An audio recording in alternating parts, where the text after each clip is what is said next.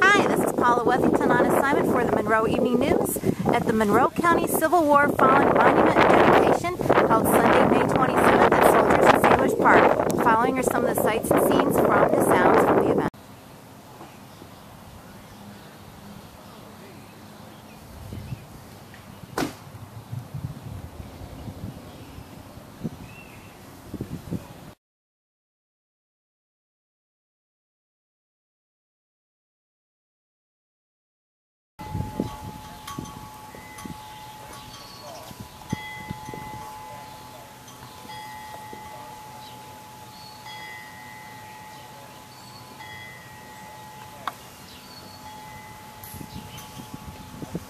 Joseph Bizu, John Best, Luther Bevier, Genus Birch, Henry Bisbee,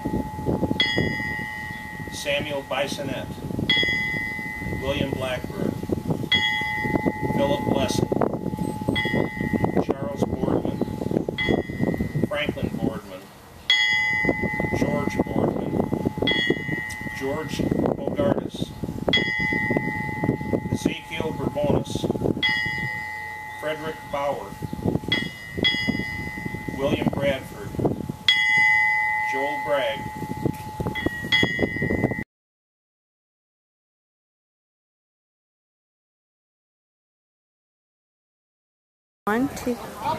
Hi, this is Gabriel Bove of Monroe, and he's going to tell me what he thinks is neat about all the displays at the Sawyer Homestead. You know, there's a lot of police officers, and it's a hot day. Take a look at all the children draw. See over there. Look. Take a look over there. And you know, I got a real police badge at my house. That makes me a junior deputy, you know. What do you think about this old Civil War stuff? Well, it's pretty cool, and take a look at it. Take a look at it. Look at it that time.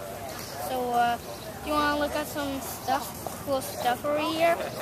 Okay, well, thanks for the time. When you leave here, you leave with a big smile on your face because you've experienced the hometown. I'd like to recognize some of the units that are here today, the 4th Michigan and the 7th Michigan, that have ties here to this hometown of Monroe. It's taken 150 years, but we're going to get a Civil War monument up here in Monroe recognizing the sacrifices that were made by those men who gave that last ultimate test to keep this nation together. The fact that we're meeting here at the Sawyer House before we go over to the Soldier Sailor Park for the dedication is very fitting, because this was where Francois Navarre had his trading post, one of the early buildings that was here and then called Frenchtown, eventually became Monroe when the president, James Monroe, passed by here, never actually set foot here in Monroe, but he saw this town and this harbor, the port of Monroe, from a ship, and so to try to encourage people to come in here, the town was changed from Frenchtown to Monroe. Lincoln's call for volunteers in the Union Army as patriotic fever spread when Fort Sumter was fired on by the rebels on April 12, 1861. By the time the war ended, possibly up to 3,000 county residents had served in the Union forces. In Monroe, a military company was organized on April 20th and named in honor of fellow citizen and Mexican War hero Colonel Joseph R. Smith. On May 29, 1861, the Smith Guard, 100 men strong, reported to Adrian College and became Company A of the 4th Michigan Infantry. Other men from the county would join different companies which also would make up the 4th.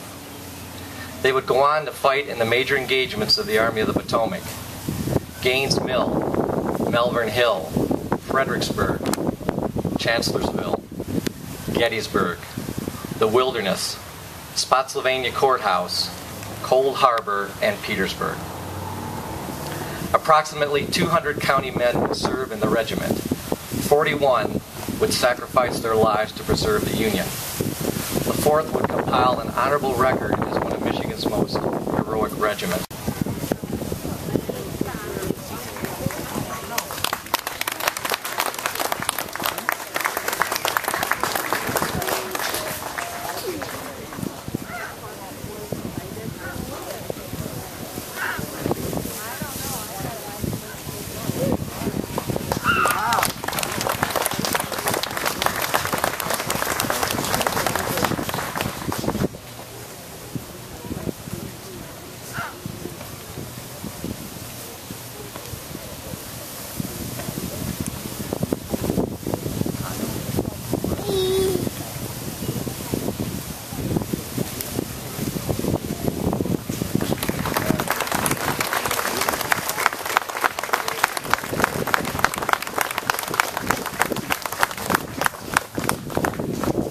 407 years ago, our fathers brought forth on this continent a new nation, conceived in liberty and dedicated to the proposition that all men are created equal.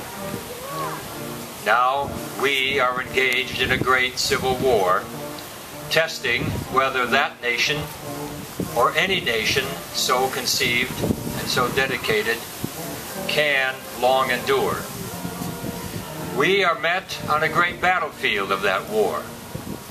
We have come to dedicate a portion of that field as a final resting place for those who here gave their lives that that nation might live. It is altogether fitting and proper that we should do this. But in a larger sense, we cannot dedicate, we cannot consecrate, we cannot hallow this ground.